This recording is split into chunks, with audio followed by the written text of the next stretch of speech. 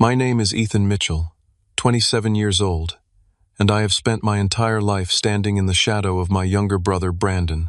While I worked for everything I have, Brandon had the world handed to him on a silver platter, including a brand new Tesla Model 1 S.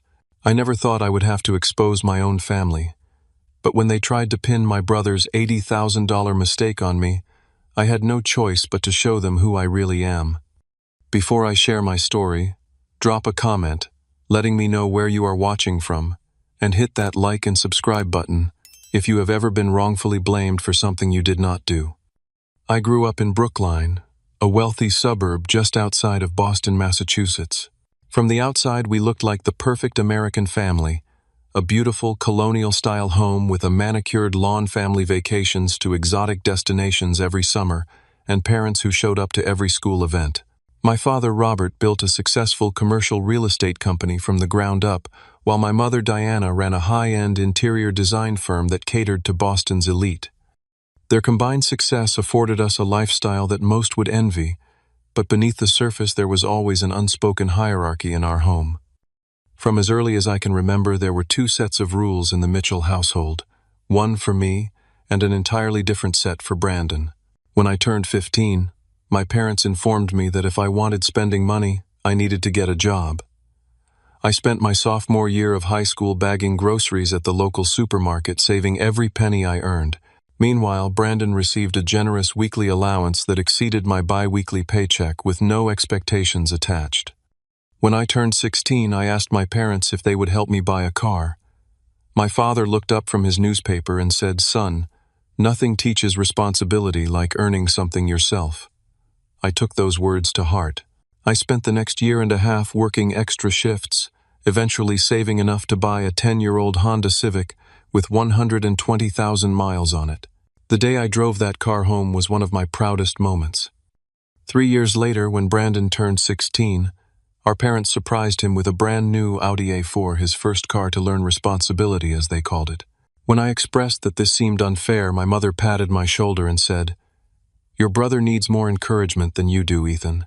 You have always been so self-sufficient." This pattern continued throughout our education. I maintained a 3.9 GPA while playing varsity basketball and working part-time. When I got accepted to Boston University, my parents congratulated me but explained that they would only cover half of my tuition. The rest would be my responsibility through loans and scholarships. I accepted this arrangement without complaint and worked 20 hours a week at the campus bookstore while carrying a full course load. Brandon, on the other hand, barely maintained a 2.5 GPA in high school, spent most weekends partying, and had no extracurricular activities to speak of.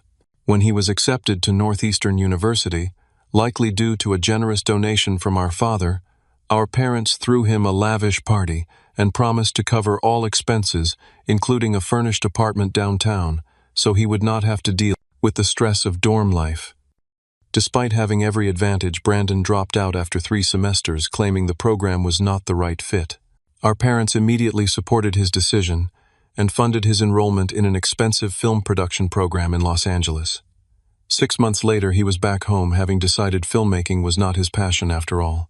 This cycle repeated with a business program the following year. Throughout all of this, I completed my computer science degree, took on student loans, and secured a good job at a software company in Boston. I lived in a modest 1-bedroom apartment, drove my reliable Toyota Corolla that had replaced my old Honda, and was slowly building my career.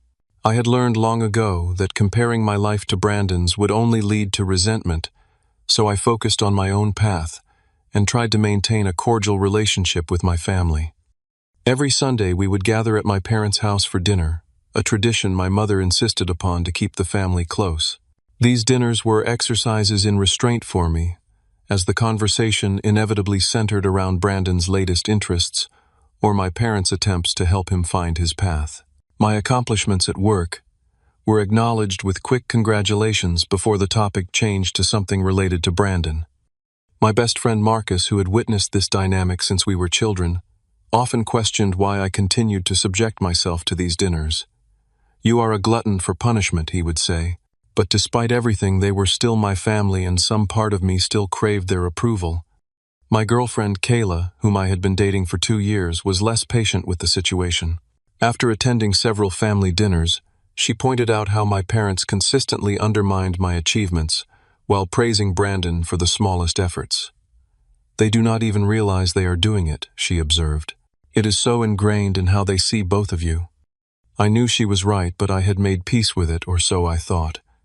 That was until last spring when my parents invited the entire extended family over for what they called a special announcement. My Uncle James, my father's brother, and the only family member who seemed to see the unbalanced treatment, gave me a sympathetic look as my parents clinked their glasses to get everyone's attention. "We have wonderful news," my mother beamed. "Brandon has decided to pursue entrepreneurship, and we are thrilled to announce that we are backing his new venture in sustainable fashion."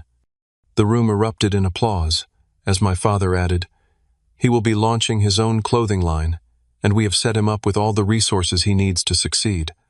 I sat silently thinking about how I had approached them 6 months earlier about helping me with a down payment on a condo, a request they had declined because they believed taking on a mortgage would be too stressful for me right now. Uncle James leaned over and whispered, "Let me guess they are investing in this venture, the same way they invested in his DJ equipment last year." I nodded, remembering the $5,000 worth of professional equipment now gathering dust in their basement after Brandon's 3-week interest in becoming a music producer. As everyone gathered around Brandon to hear about his business plan, which seemed to consist mainly of vague references to sustainable materials and ethical manufacturing, I stepped outside for some air. I was not jealous of the opportunities given to my brother. I had built a life I was proud of through my own efforts. What bothered me was the consistent message that Brandon was somehow more deserving of support and second chances than I was. Little did I know that this announcement was just the prelude to an even more egregious display of favoritism that would finally push me to my breaking point. It was a warm Friday evening in June when my parents invited Brandon and me to a special dinner at Morton's Steakhouse, my father's favorite restaurant for celebrating important occasions. I assumed it was related to Brandon's new clothing line venture, so I was not particularly excited, but I showed up promptly at 7 o'clock, dressed in business casual attire as requested. When I arrived, my parents and Brandon were already seated at a corner table, champagne flutes in front of them. My mother waved enthusiastically as I approached. "Ethan, there you are. We have already ordered your favorite appetizers," she said, kissing my cheek. My father stood to shake my hand, a gesture that always felt unnecessarily formal between father and son. "Good to see you, son. Take a seat. We have exciting news to share." Brandon sat across from me, practically vibrating with excitement, a smug smile playing at the corners of his mouth. I braced myself for another announcement about his fashion line, perhaps additional funding or a partnership opportunity. After we had ordered our main courses and the server had refilled our champagne, my father cleared his throat and pulled a small box from his jacket pocket. He slid it across the table to Brandon. "Your mother and I are so proud of your new business venture," he began. "We know that image is everything in the fashion industry, and an entrepreneur needs to make the right impression.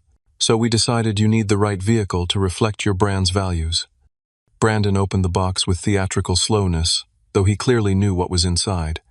He pulled out a key fob with the unmistakable Tesla logo and let out a whoop that turned heads throughout the restaurant. "No way you got me a Tesla." "Which model?" he demanded, his voice loud enough to be heard at nearby tables. My mother beamed. "A Mo 1, Doe S, of course. The plaid version. We know how important sustainability is to your brand, and we wanted to support your vision." I nearly choked on my champagne. The Tesla, Mo 1, Doe S plaid, started at around $130,000. This was not just a car. It was a luxury vehicle that cost more than what most people in America made in 2 years. "We had it delivered to the house this afternoon," my father added. "It is waiting for you in the driveway when we get back." Brandon jumped up and hugged both our parents, making a scene that had other diners smiling at what appeared to be a touching family moment. I sat frozen, my mind racing back to my college graduation 6 years earlier when my parents had given me a used Fossil watch as a gift. Something practical that will last, my father had called it. "This is to give you the motivation to really make your business succeed," my mother explained to Brandon. "We know having the right image will help you attract the right investors." I managed to force a smile and offer a quiet, "Congratulations" to Brandon, who barely acknowledged me, already scrolling through his phone to text friends about his new car. The rest of dinner passed in a blur of Brandon talking incessantly about the Tesla's features, my parents indulging his excitement, and me picking at my steak while trying to suppress the feeling of being punched in the gut. It was not about the car itself. I had never expected or wanted my parents to buy me such an extravagant gift. It was the stark reminder of how differently we were valued in the family. When dinner ended, my parents insisted we all return to their house so Brandon could see his new car. I followed them in my Toyota seriously, considering making an excuse and heading home instead.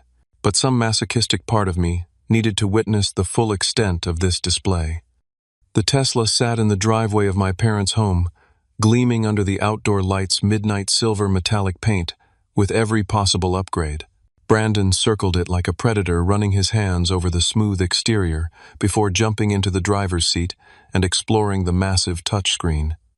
"This is sick. The acceleration on this thing is insane," he gushed. "Ethan, get in. Let me show you what this baby can do." I declined politely, saying I needed to get home for an early meeting the next day. As I turned to leave, my mother pulled me aside. "I know what you are thinking," she said softly. "But you have to understand, Brandon needs this boost of confidence. You have always been so independent, so capable. Your brother needs more support to find his way." It was the same justification I had heard my entire life, and for the first time I could not hold back my response. "He is 23 years old, Mom. When does the finding his way period end? And when does my independence stop being used as an excuse to give him everything and me nothing?" My mother's expression hardened slightly. "That is not fair, Ethan. We have always supported you. When I needed you to, I finished for her. Which, according to you, is never." I left before she could respond, the tightness in my chest making it difficult to breathe. When I got home, I called Kayla, who came over immediately after hearing the strain in my voice. "They bought him a Tesla," I told her as soon as she walked through the door. "A $130,000 car to help him look the part for his latest hobby that they are funding." Kayla sat beside me on the couch, taking my hand. "I am sorry, Ethan. That is beyond ridiculous. Am I crazy for being upset? I mean, I do not even want a Tesla. I just want." I trailed off, not knowing how to articulate what I was feeling. "You want them to value you as much as they value him," Kayla finished. "That is not crazy. That is completely reasonable." The next morning I woke to a barrage of texts from Brandon, all pictures of him posing with his new Tesla in various locations around the city. The final message read, "Bro, I need you to take some professional-looking shots of me with the car for my Instagram. Business promotion. Can you do it this weekend?" I did not respond right away, still processing my feelings about the whole situation. Marcus called later that day during my lunch break. "I heard about the Tesla," he said. "Brandon has posted about 50 photos of it already." "Of course he has," I sighed. "You know what the worst part is," Marcus continued. "Your parents are enabling him to keep being a child. They are not doing him any favors." I knew Marcus was right. Every time Brandon failed or lost interest in something, my parents swooped in with a new opportunity and more resources, never allowing him to experience the consequences of his actions or develop any real resilience. Over the next week, Brandon's reckless behavior with the Tesla became increasingly apparent. He received 2 speeding tickets within the first 5 days. My mother mentioned it casually during our Sunday dinner, laughing it off as boys being boys and getting used to the power of the car. When Brandon arrived 45 minutes late to that same dinner, he bragged about hitting 120 miles per hour on the highway. I could not stay silent. "That is not just illegal, it is dangerous," I pointed out. "You could kill someone driving like that." Brandon rolled his eyes. "Relax, bro. The car practically drives itself. Besides, there was hardly anyone on the road." My father changed the subject, asking Brandon about a potential supplier for his clothing line, effectively ending any discussion about his irresponsible driving. After dinner, as Brandon was preparing to leave, I followed him outside. "Seriously, Brandon, you need to be more careful with that car," I said. "It is not just about the speed, that much power requires respect." Brandon laughed, twirling the key fob around his finger. What would you know about it? Your Toyota probably takes a full minute to hit 60. This is not a joke, I insisted. Just promise me you will be more responsible. Whatever, man. Stop being such a buzzkill. He slid into the driver's seat and revved the electric motor, which emitted a futuristic whine before he sped off down the quiet suburban street far too quickly. I stood in the driveway watching the taillights disappear around the corner, a sense of foreboding settling over me. Little did I know that my concerns would prove prophetic in just a few days' time. The following Friday night, I was at home watching a movie with Kayla when my phone rang just after midnight. Brandon's name flashed on the screen. I hesitated, then answered. Ethan, I need a favor. Brandon slurred the background noise of music and voices, indicating he was at a party. What is it? I asked, already anticipating the answer. I am at this party in Somerville and I have had a few drinks. Can you come pick me up? I do not want to leave the Tesla here overnight. I looked at Kayla, who had heard enough to understand the situation. She nodded already, reaching for her shoes. Text me the address, I told Brandon. I will be there in 20 minutes. Do not drive anywhere. You are the best, bro. Brandon replied, his words running together slightly. Kayla insisted on coming with me. I do not trust him to be straight with you, she said as we got into my car. He might try to convince you he is fine to drive. We arrived at a large house in Somerville, where the party was in full swing, music pulsing through the open windows. Brandon was waiting outside, leaning against his Tesla, which was parked haphazardly at the curb. As I approached, I could immediately tell he was more intoxicated than he had sounded on the phone. His eyes were unfocused and he swayed slightly, even while leaning against the car. Finally, he exclaimed when he saw me, "Let me grab my jacket from inside, and we can go." While he stumbled back toward the house, I examined the Tesla. The midnight silver paint gleamed under the streetlights, and I noticed a small scratch on the front bumper that had not been there before. Brandon returned a few minutes later, jacket in hand. All right, let us roll. You drive your car and I will follow you home. I stared at him in disbelief. You are not driving anywhere, Brandon. You are clearly drunk. I am fine, he insisted, fumbling with the key fob. I have only had like 3 beers. The smell of alcohol coming off him suggested otherwise. No way. Give me your keys. I will drive your car and Kayla can follow in mine. Brandon's face darkened. Stop treating me like a child. I know how to drive my own car. Brandon, you will get arrested for DUI if you drive right now. Or worse, you could hurt someone, I said firmly. Give me the keys.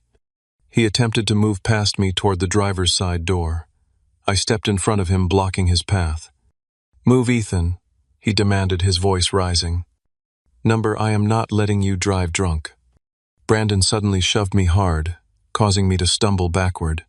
Who do you think you are, my babysitter? This is my car and I will drive it if I want to. Kayla stepped between us. Brandon, be reasonable. Ethan is just trying to help you. A small crowd had gathered from the party, watching the confrontation with interest. Brandon, noticing the audience, seemed to become more agitated. Fine, he eventually spat, tossing the key fob at me with more force than necessary. Take the damn car. I will ride with Kayla. I caught the keys and nodded, relieved he had finally seen reason. Good decision, let us go. We arranged for Kayla to drive my Toyota with Brandon as her passenger while I drove the Tesla. As I adjusted the seat and mirrors in the luxury vehicle, I could not help but feel a twinge of resentment, not for the car itself, but for what it represented. Another example of my brother being rewarded, despite his irresponsible behavior. The drive back to my parents' house was tense. In my rearview mirror, I could see Brandon gesticulating angrily in the passenger seat of my Toyota. When we arrived, he stormed out of the car before Kayla had fully stopped and stomped toward the house without a word to either of us. That went well, Kayla remarked dryly, as she joined me beside the Tesla. I placed the key fob on the kitchen counter inside, where Brandon would find it in the morning, and we left without further confrontation. As we drove back to my apartment, I could not shake the feeling that the incident was not over, that somehow this would come back to haunt me. My premonition proved correct when my phone rang at 7:30 the next morning. It was my father, his voice tight with barely controlled anger. Ethan, get over to the corner of Broadway and Walnut Street right now. We need to talk about what you did to Brandon's car. Before I could respond, he had hung up. Confused and concerned, I quickly dressed and drove to the location my father had specified, a quiet intersection about a half-mile from the party house where I had picked up Brandon the night before. As I turned the corner, my stomach dropped. The Tesla was wrapped around a tree, its front end completely crushed, airbags deployed, and broken glass scattered across the pavement. My parents stood next to it looking grim while Brandon sat on the curb with his head in his hands. I parked and approached slowly, still trying to process the scene. What happened? I left the car at the house last night. My father turned to me, his face red with fury. Drop the act, Ethan. Brandon told us everything. Everything about what I asked, genuinely confused. My mother stepped forward, her voice trembling. How could you do this? Taking Brandon's car in the middle of the night because you were jealous. We raised you better than this. I looked from my parents to Brandon, who was now watching me with a strange mix of defiance and satisfaction in his eyes. Suddenly I understood what was happening. Wait, you think I crashed the car? I asked incredulously. Brandon heard you leave at around 3 a.m, my father continued. He saw you from his window taking the keys from the counter and driving off in his Tesla. He tried calling you, but you did not answer. I was speechless. This was so far from the truth that I could hardly process it. That is completely false. I drove the Tesla to your house last night because Brandon was too drunk to drive. I left the keys on the counter and went home with Kayla. I never came back. Brandon stood up, his performance worthy of an Oscar. Why are you lying? I saw you, Ethan. You have always been jealous of everything I get. You could not stand that Mom and Dad bought me this car.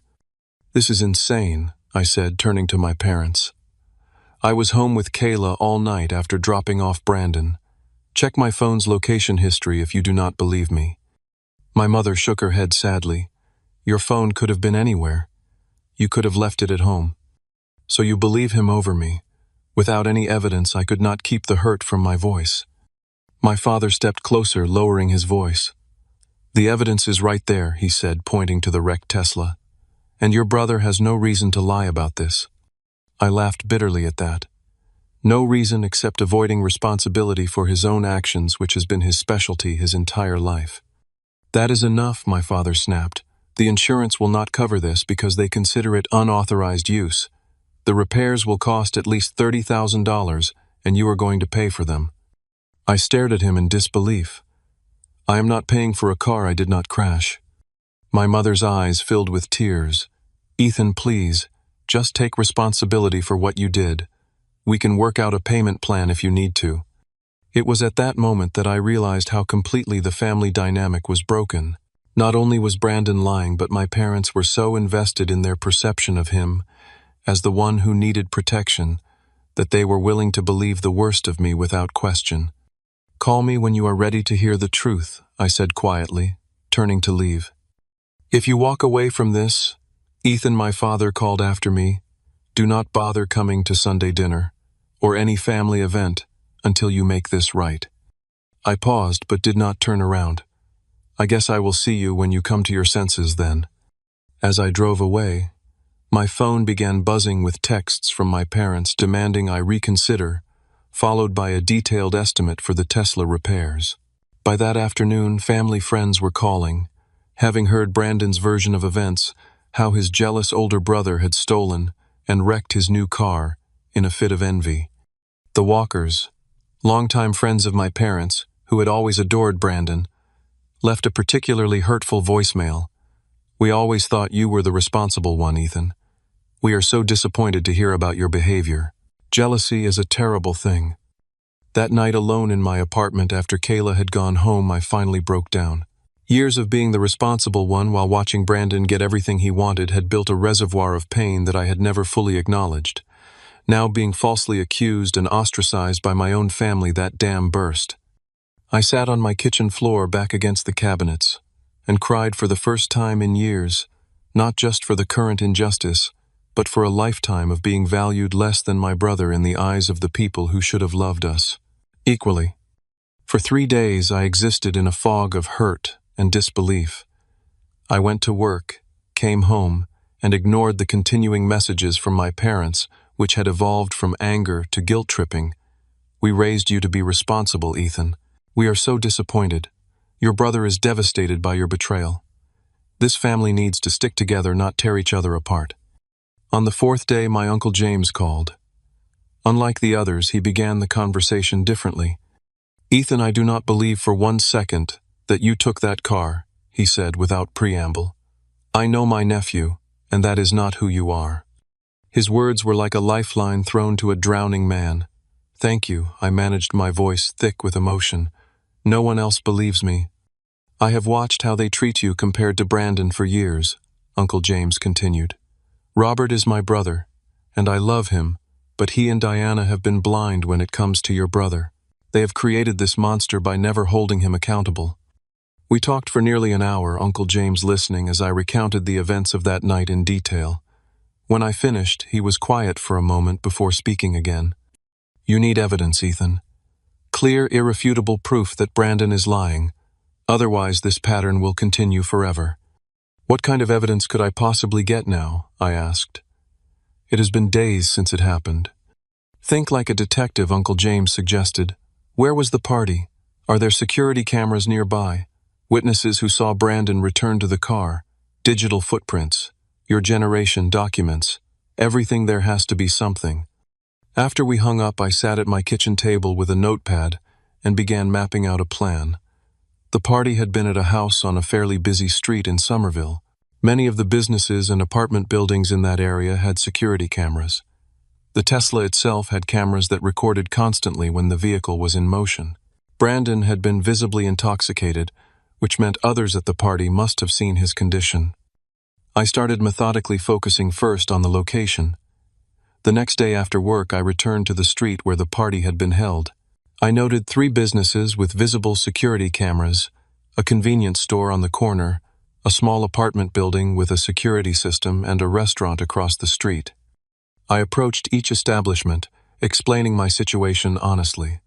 The convenience store owner was sympathetic, but informed me his cameras only covered the immediate storefront. The apartment manager was hesitant until I mentioned potential drunk driving, at which point she agreed to check if their cameras had captured anything useful. The restaurant manager, a woman named Lisa, proved to be the most helpful. "Our cameras cover the whole street for security purposes," she explained, "and we keep footage for 2 weeks." She allowed me to view the recordings from the night in question. After scanning through hours of footage, I found what I was looking for at approximately 3:15 a.m. Nearly 3 hours after Kayla and I had left, the Tesla's distinctive headlights appeared on the screen. The car pulled away from the curb where I had last seen it parked, moving erratically. Though the driver's face was not visible, the timestamp was clear. "Would you be willing to provide me with a copy of this footage?" I asked Lisa. "For something this important?" "Absolutely," she replied, transferring the relevant section to a USB drive for me. Next, I focused on digital evidence. I checked my phone's location history, which confirmed I had been at my apartment from 12:45 a.m. until the following morning. I took screenshots of this data, including timestamps.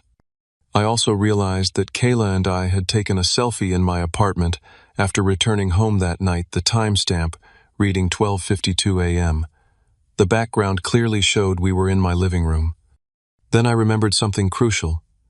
Brandon was an obsessive social media user. I checked his Instagram and found that he had posted a story at the party timestamped at 11:30 p.m., showing him with several drinks in hand. That story had since expired, but I had a friend who had viewed it and taken a screenshot out of habit because she thought Brandon's drunk posting was amusing. More importantly, Brandon had posted another story at 2:45 a.m. after Kayla and I had dropped him off, complaining about me being a buzzkill and saying he was still ready to party. This story had also expired, but not before several people had seen it. I reached out to mutual acquaintances who had been at the party, carefully framing my questions to avoid sounding accusatory. One of Brandon's friends, Alex, revealed something critical. "Yeah, man, Brandon was wasted that night," Alex told me over the phone. "After you left, he kept drinking. I was surprised when he said he was heading out again around 3. I tried to stop him, told him to call an Uber, but he said something about showing you he could drive just fine." Would you be willing to put that in writing? I asked. Alex hesitated. I do not want to get in the middle of family drama. This is not drama, Alex. My parents are forcing me to pay $30,000 for something I did not do. He sighed. I will text you what I remember. That is the best I can do. True to his word, Alex sent a detailed text about Brandon's state that night and his declaration about driving. I saved the message as a screenshot. The most damning evidence came from an unexpected source. While searching through my texts with Brandon, I discovered he had sent a message to me at 3:21 a.m., a message I had missed in the chaos of the following morning. It read simply, "Fuck you for thinking I am too drunk to drive. Showing this baby what she can do." This message had been sent 6 minutes after the security footage showed the Tesla leaving its parking spot. But the final piece of the puzzle emerged when Marcus suggested checking if Brandon had texted anyone else that night. Drunk people love to brag, he pointed out. I reached out to Tyler, Brandon's closest friend, pretending I already knew the truth, and was just trying to understand why Brandon had lied. Listen, I know Brandon took the car after I dropped him off, I said when Tyler answered my call. I have the security footage. I just want to know why he is blaming me. Tyler, believing I knew everything, opened up immediately. He texted me right after he crashed, man. He was freaking out about what your parents would do. I told him to call them and come clean, but he said they would kill him if they found out he was driving drunk. So he decided to blame me instead, I asked, trying to keep my voice level. He said they always believe whatever he tells them about you, Tyler admitted, sounding uncomfortable. I told him it was messed up, but he was panicking. Do you still have those texts? I asked. Yeah, I never delete anything. You want me to send screenshots? That would be extremely helpful, I said, hardly believing my luck. Within minutes, Tyler had sent me screenshots of his conversation with Brandon from that night. The messages clearly showed Brandon admitting to the crash and deliberately planning to blame me. Over the course of a week, I had compiled an airtight case security footage showing the Tesla leaving hours after I had gone home, location data proving I was in my apartment, social media posts showing Brandon was still awake and drinking. After I left him, witness accounts of his intoxication and intention to drive, and finally text messages in which he admitted to the crash and his plan to frame me. I organized everything chronologically in a digital folder, making multiple backups. As I reviewed the evidence, I felt a complex mix of emotions, vindication that I could prove my innocence, but also profound sadness that it had come to this. My own brother had deliberately tried to destroy my relationship with our parents and force me to pay for his mistake. Kayla came over that evening to review what I had gathered. As she scrolled through the evidence, her expression grew increasingly troubled. This is so much worse than I thought, she said quietly. He did not just lie in the moment this was calculated.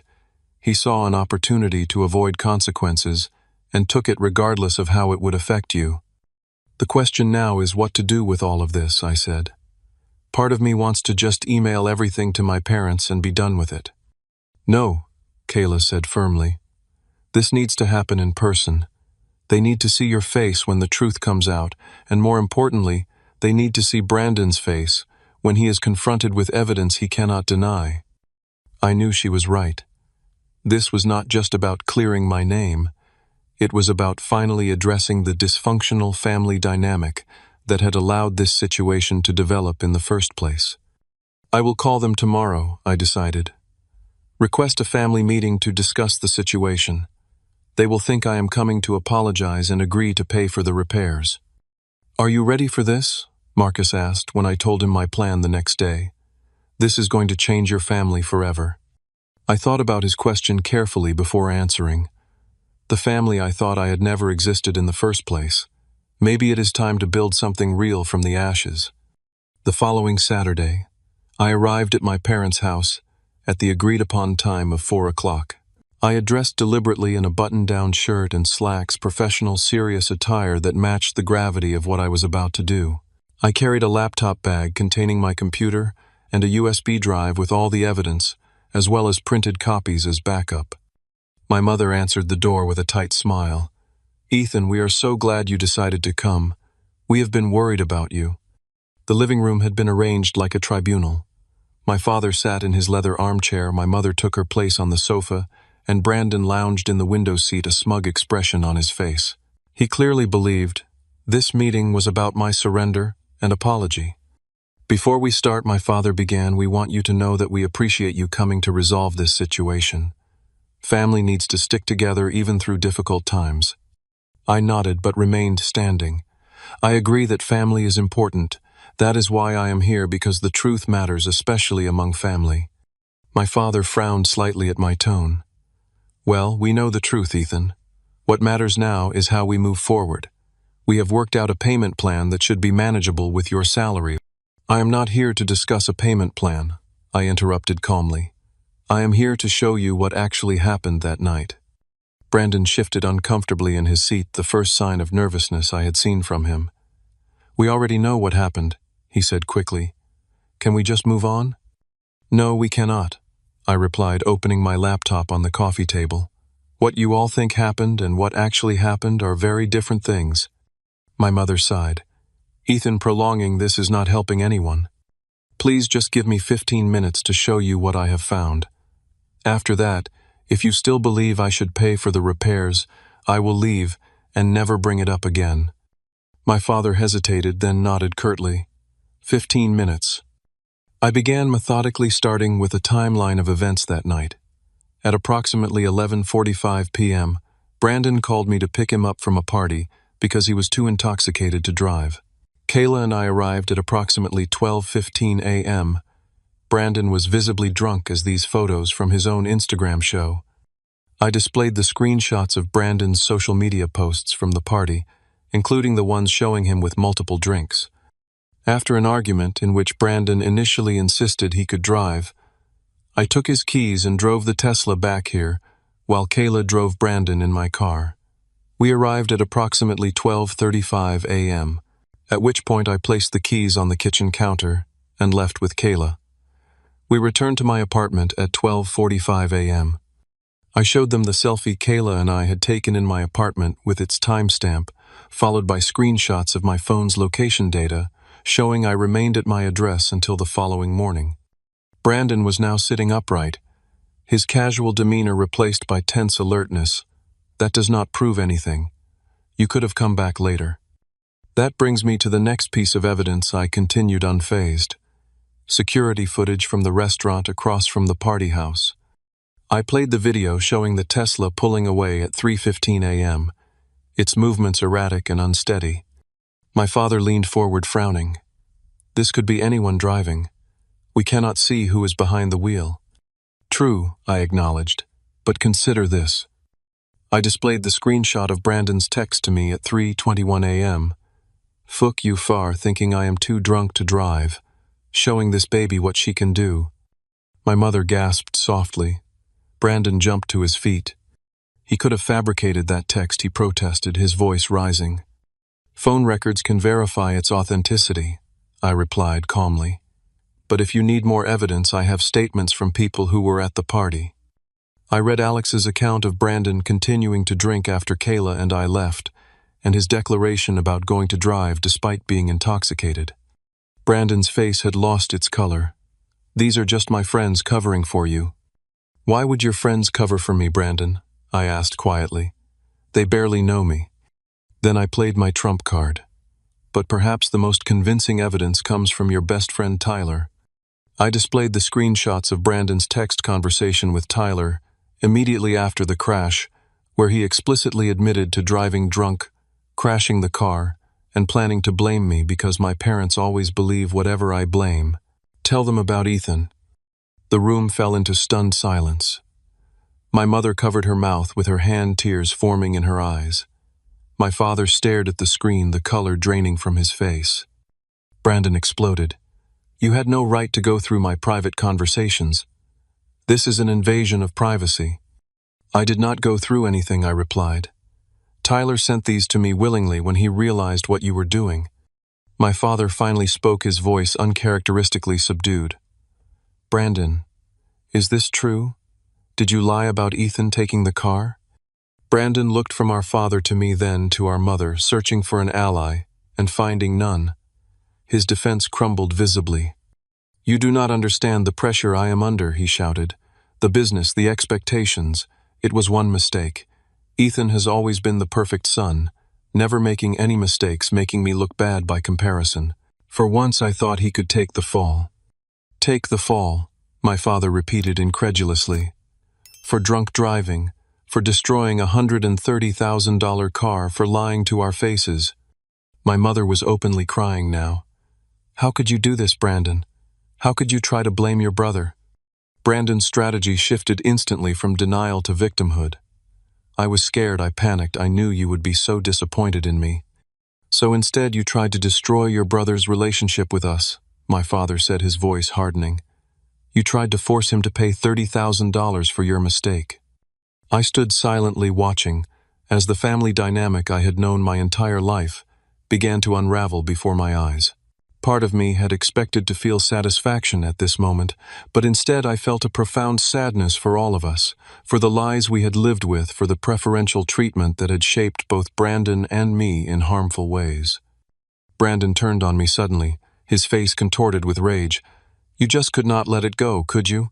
You had to be right as always. The perfect Ethan, never doing anything wrong." "This is not about being perfect," I replied evenly. "This is about basic honesty and taking responsibility for your actions." "That is rich coming from you," Brandon sneered. "You have always been jealous of me, of everything Mom and Dad have given me." "Brandon, stop," my father commanded. "You are only making this worse." "Why should I stop?" Brandon shouted. "For 23 years you have told me I am special, that I deserve the best of everything, and now suddenly I am the villain because of one mistake." "This is not about one mistake," I finally said, my voice rising for the first time. "This is about a lifetime of you never facing consequences for anything. It is about our parents giving you everything while telling me I needed to earn it all myself. It is about you being so confident that Mom and Dad would believe any lie you told about me, that you did not hesitate to try to ruin my life to save yourself from taking responsibility." The raw truth of my words hung in the air. My mother sobbed quietly while my father stared at the floor, unable to meet my eyes. Brandon looked around the room, seemingly realizing for the first time that he had lost his audience. With a final glare at me, he grabbed his jacket and stormed out, slamming the front door so hard that the family photos on the wall rattled. In the silence that followed, I began packing up my laptop. My father finally spoke. "Ethan, I do not know what to say."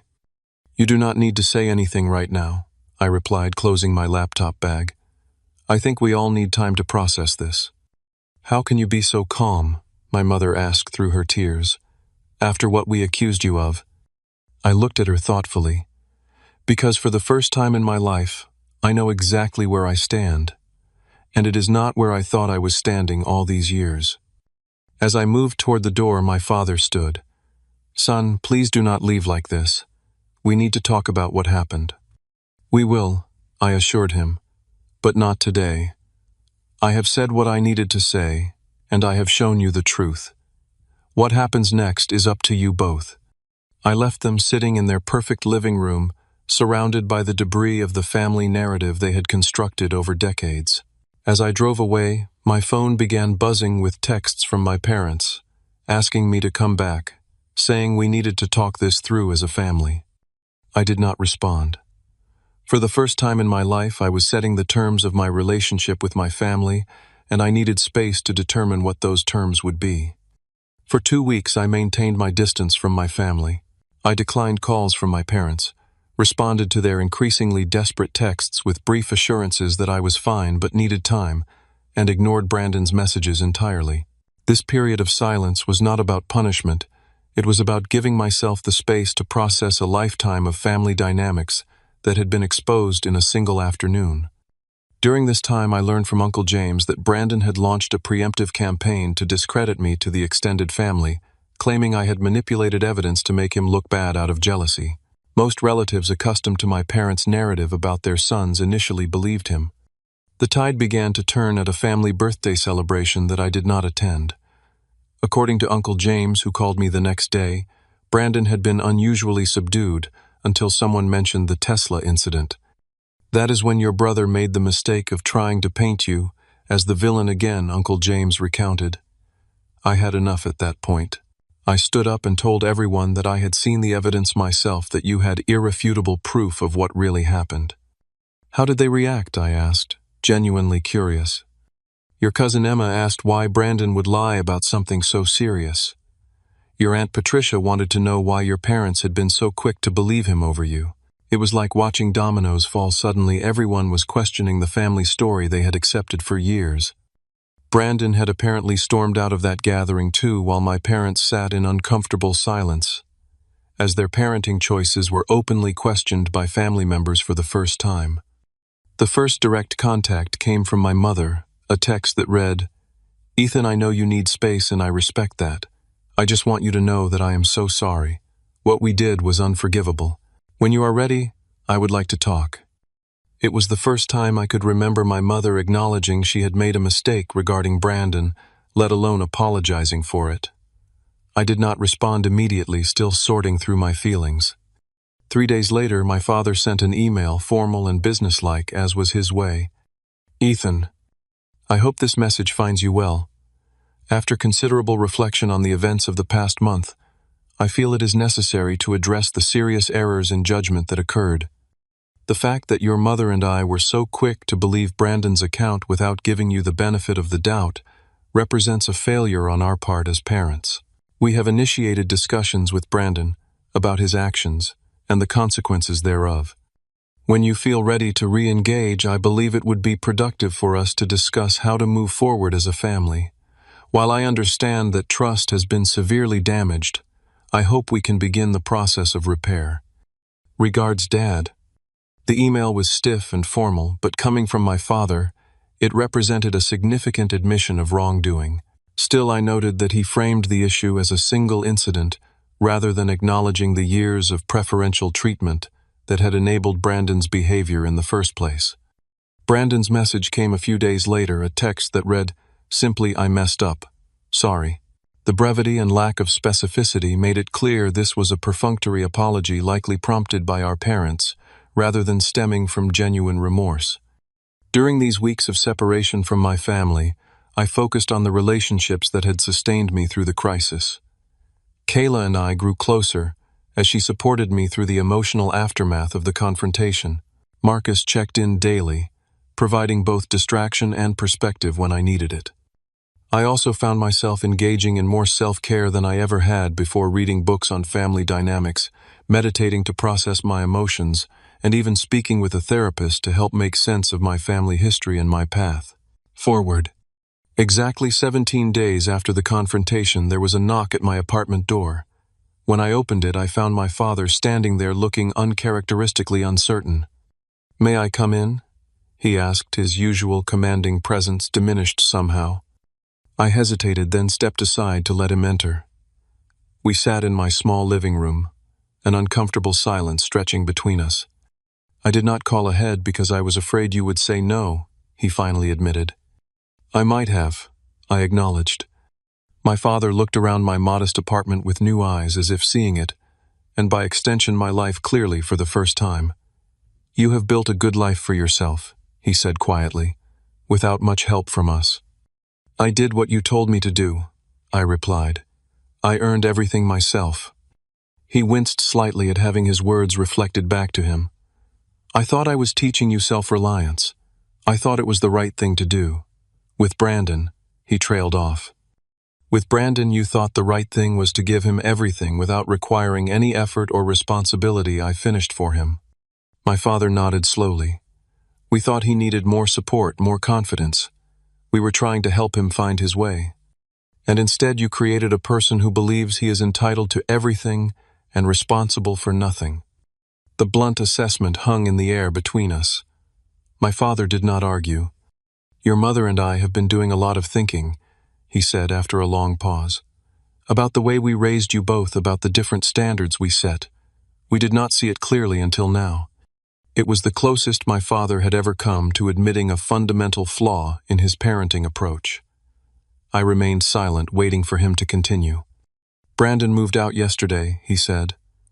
"We told him he needed to find his own place, get a real job, and start paying his own bills. He did not take it well.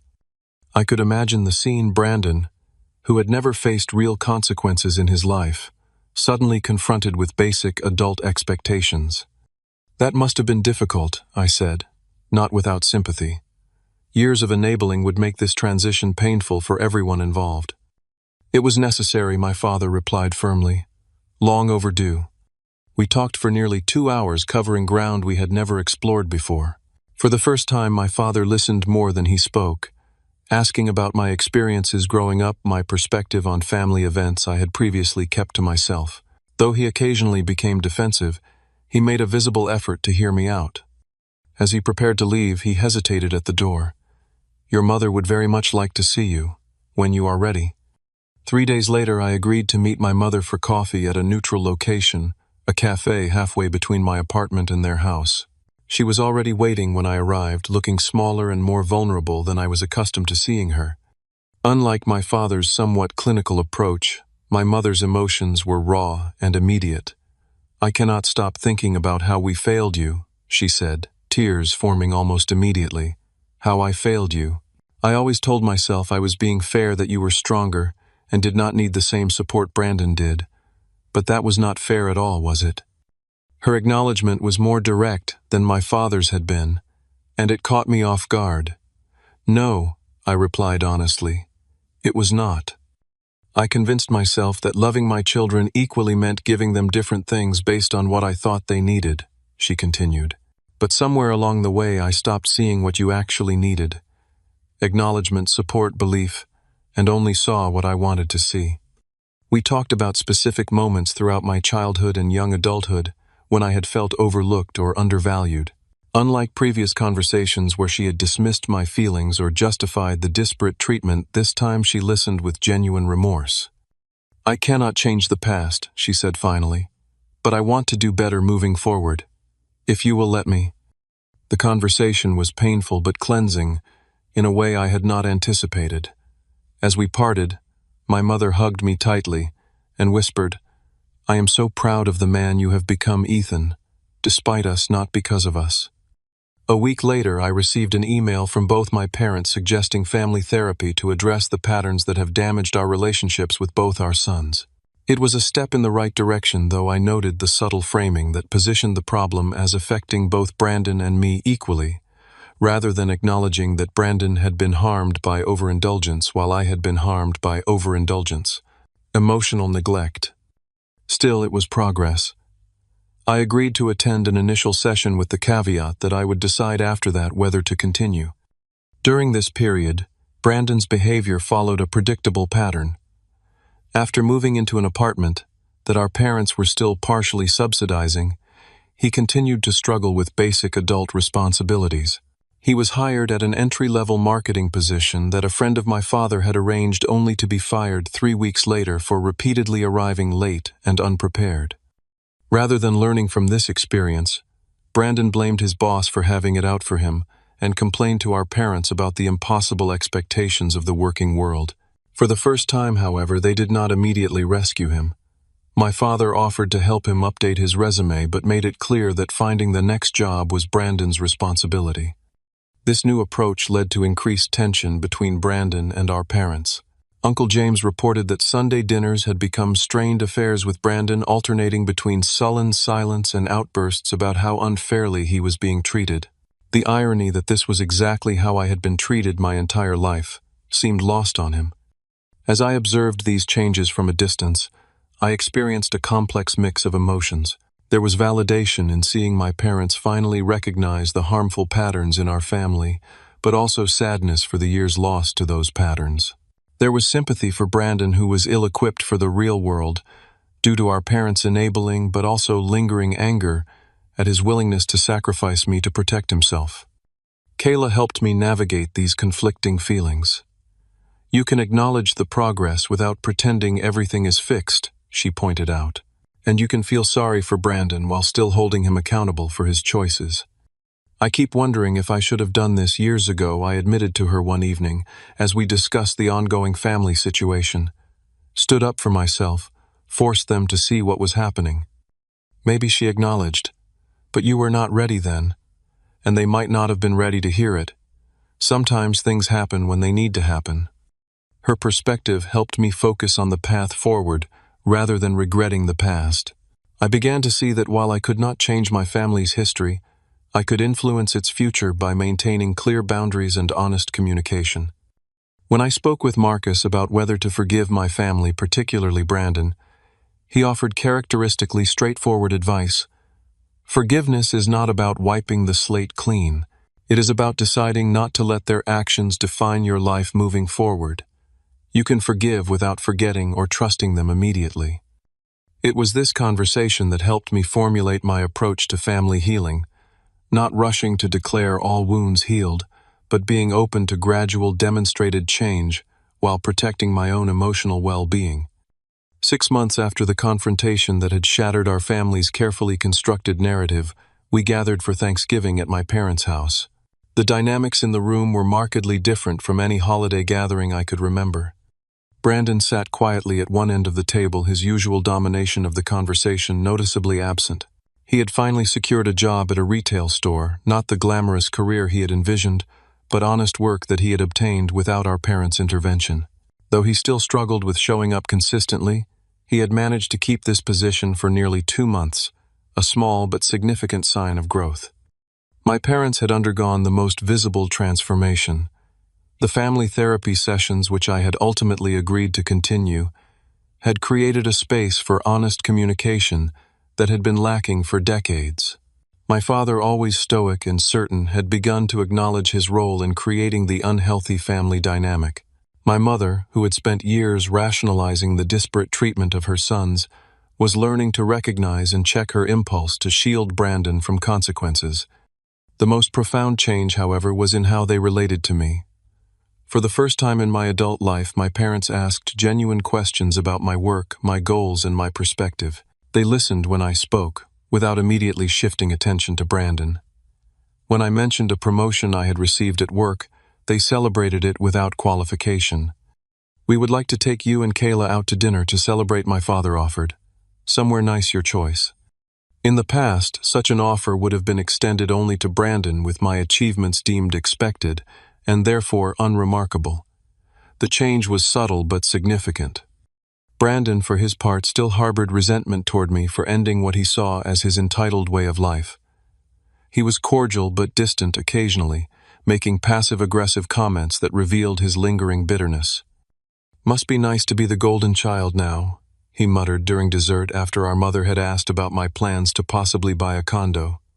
In the past, such a comment would have been ignored or even validated by our parents. This time my father fixed Brandon with a stern look. "That is enough, Brandon. Your brother's success is not a slight against you."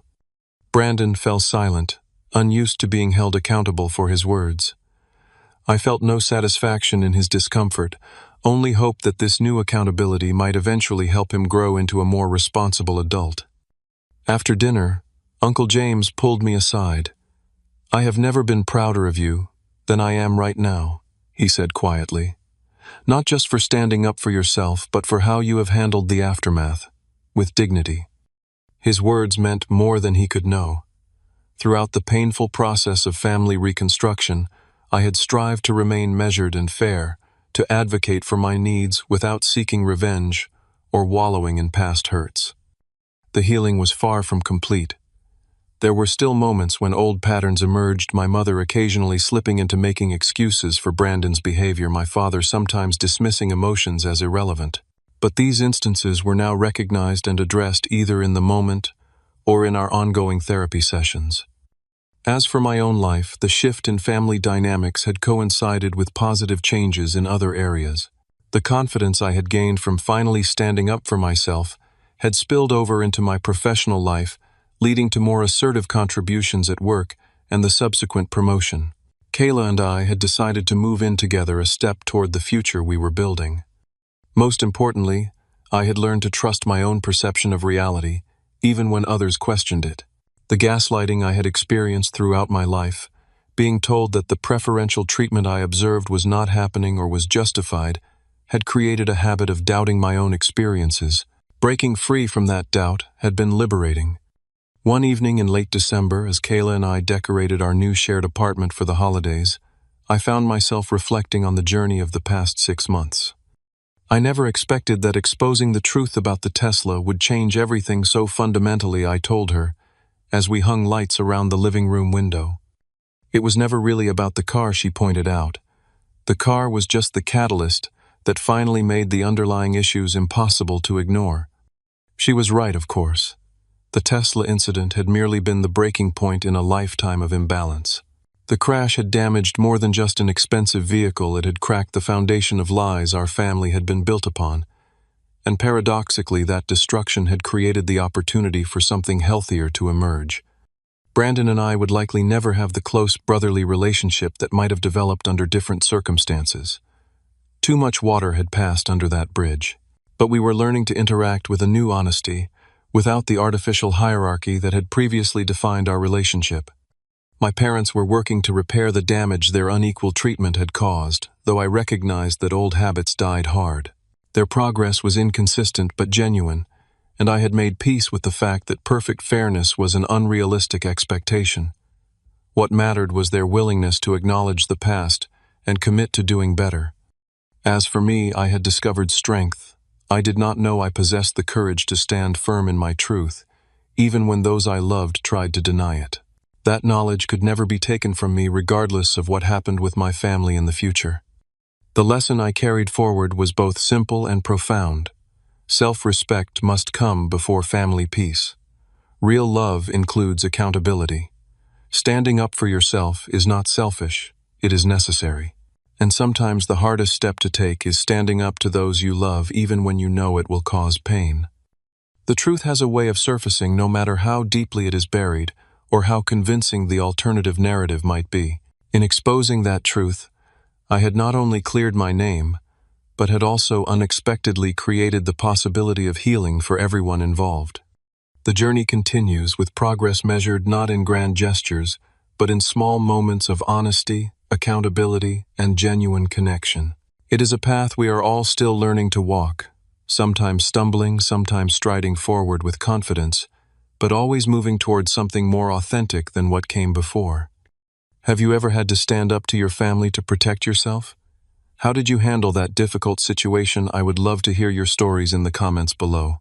And if this story resonated with you, please hit that like button and subscribe to my channel for more real-life experiences.